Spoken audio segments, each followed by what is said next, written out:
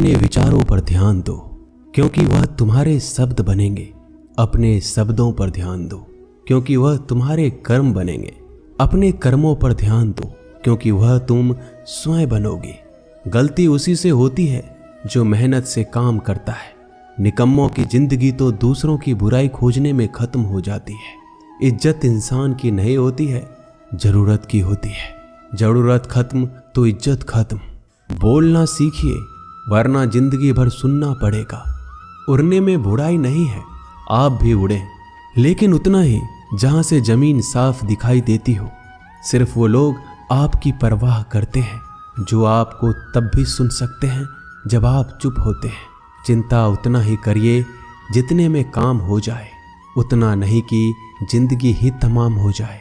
आप अपने शब्दों को चाहे जितनी भी समझदारी से बोलिए, लेकिन सुनने वाला अपनी योग्यता और अपने मन के विचारों के अनुसार उसका मतलब निकालता है। यकीन करो, जो तुम्हें भूल चुका है वो भी याद करेगा, बस उसके मतलब के दिन आने दो। कहानी जिंदगी की यही है कि इसमें मनचाहा किरदार नहीं मिलता। जिंदगी तो अपने दम पर ही जी जाती है। दूसरों के कंधों पे तो सिर्फ जनाजे उठाए जाते हैं। आपकी मुस्कान, आपके चेहरे पे भगवान के हस्ताक्षर हैं। उसे अपने आंसुओं से धुल लें या क्रोध से मिटने ना दें। कोई भी व्यक्ति हमारा मित्र या शत्रु बनकर संसार में नहीं आता। हमारा व्यवहार और शब्द ही लोगों को मित्र और शत्रु बनाता है। जो व्यक्ति हर वक्त दुख का रोना रोता है, उसके द्वार पर खड़ा सुख बाहर से ही लौट जाता है। जिसके पास उम्मीद और आस है, वो जिंदगी के हर इम्तिहान में पास है। हर कोई अपना नहीं होता, और यही सच है। कितने अजीब है ये जमाने के लोग। खिलौना छोड़कर जज्बातों से खेलते हैं। महान दिमाग विचारों की चर्चा करता है, औसत दिमाग घटनाओं की चर्चा करता है, और छोटा दिमाग लोगों की चर्चा करता है। अहंकार ना पालिए जनाब, वक्त के समंदर में कई सिकंदर डूब गए। इन 5 जगहों पर हमेशा चुप रहना सीखिए। पहला, जहां आपके शब्दों की कोई कीमत नहीं। दूसरा, जहां बोलने के बाद आपको पश्चाताप ना करना पड़े। तीसरा, अगर आपके बोलने से किसी का दिल दुखता हो। चौथा, अगर आप गुस्से में हो, क्योंकि इंसान गुस्से में बिना कुछ सोचे समझे कुछ भी बोल देता है। और पांचवा, जहां आपको समझदारी से कोई सुनने वाला ना हो। किसी का कष्ट देखकर अगर तुम्हें भी कष्ट होता है तो समझ लेना तुम्हारी आत्मा में परमात्मा विराजमान है। सिर्फ सुकून ढूंढिए, जरूरतें कभी भी पूरी नहीं होती। जिंदगी में सारा झगड़ा ख्वाहिशों का है। ना तो किसी को गम चाहिए, ना किसी को कम चाहिए। जिसके इरादे हमेशा साफ होते हैं, कई बार लोग उसी के खिलाफ होते हैं। जो तुमसे तंग आ जाए उसे छोड़ दो, क्योंकि बोझ बन जाने से याद बनना बेहतर है। झूठ की खरीदारी ज्यादा दिन तक नहीं टिकती। सच एक ही सही अंत तक साथ देता है। किसी इंसान के आज को देखकर उसके भविष्य का मजाक मत उड़ाओ, क्योंकि समय में इतनी शक्ति है कि वो कोयले को भी धीरे धीरे हीरे में बदल देता है। समय जब फैसला करता है तो गवाहों की जरूरत नहीं पड़ती। इंसान का काम तमाम करने वाला शब्द है। कल करूँगा, ना तो अधिक बोलना अच्छा है, ना ही जरूरत से ज़्यादा चुप रहना। जैसे बहुत अधिक वर्षा होना भी अच्छी बात नहीं है, और बहुत अधिक धूप भी अच्छी नहीं होती। विचार कीजिए, हमारा जन्म हमारी मर्जी से नहीं होता, ना हमारा मरण हमारी मर्जी से होता है।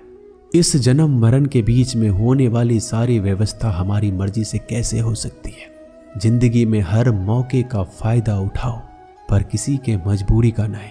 अगर जिंदगी मौका देती है तो धोखा भी देती है। जिंदगी की सबसे अच्छी दवा है जिम्मेदारी। एक बार पी लीजिए साहब, जिंदगी भर थकने नहीं देगी। जीवन में प्रयास सदैव कीजिए। लक्ष्य मिले या अनुभव, दोनों ही अमूल्य है। जिंदगी में तकलीफें तो हवा के झोंकों सी होती है, जो आती है और चली जाती है, पर ये जब जब आती है तो सभी के नकाब उतार कर जाती है। जो आपने सोचा है जरूरी नहीं कि वो मिल जाए, मगर जो भगवान ने सोचा है वो आपको जरूर मिलेगा।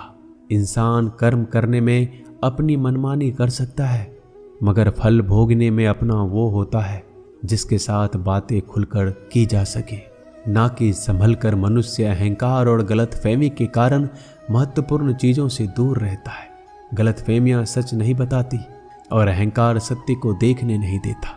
अगर आपके साथ जिंदगी खेल रही है तो आप निश्चित ही एक बेहतरीन खिलाड़ी होंगे। जिंदगी का काम है ठोकर मारना, बिखरना है या निखरना है ये तो आप पर निर्भर करता है। आज तुम्हारे जीवन में कितनी मुसीबतें हैं इससे कोई फर्क नहीं पड़ता। फर्क पड़ता है तो बस इस बात से कि तुम उसका सामना कैसे करते हो। मनुष्य को इस संसार में जो भी मिला है उसमें उसको खुश रहना चाहिए। जो नहीं मिला है उसके लिए दुख नहीं मनाना चाहिए।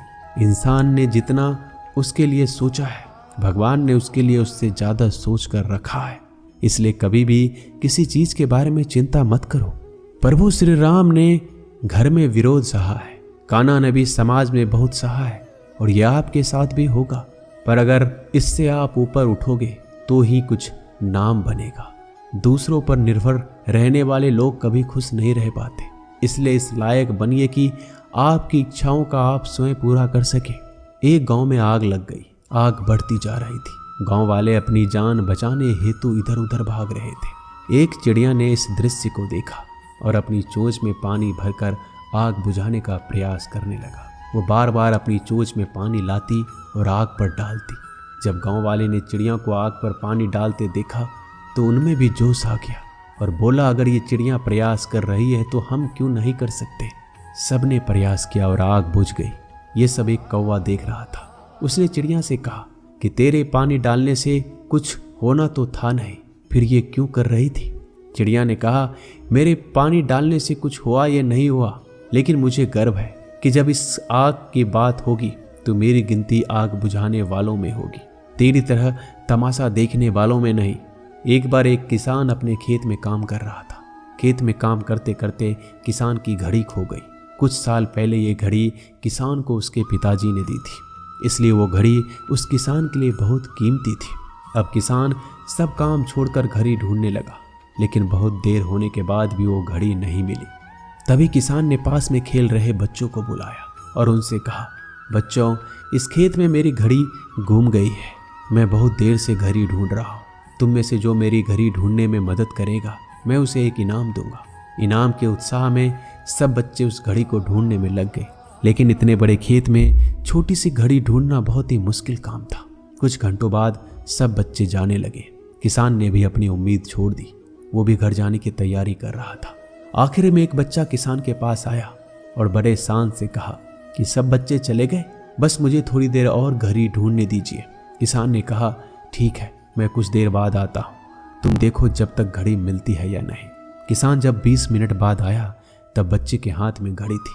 किसान आश्चर्यचकित हो गया और बच्चे से पूछा कि इतना जल्दी तुमको घड़ी कैसे मिल गई। बच्चे ने कहा, सब जा चुके थे। अब इतनी शांति थी कि मैं धीरे धीरे पूरे खेत में घूमकर आवाज़ सुनने लगा।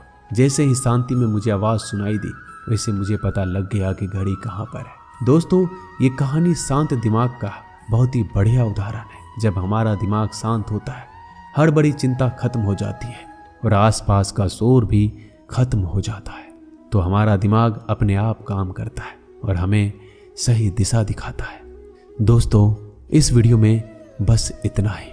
जल्दी मिलते हैं हम और भी ज्ञानवर्धक वीडियो के साथ। धन्यवाद।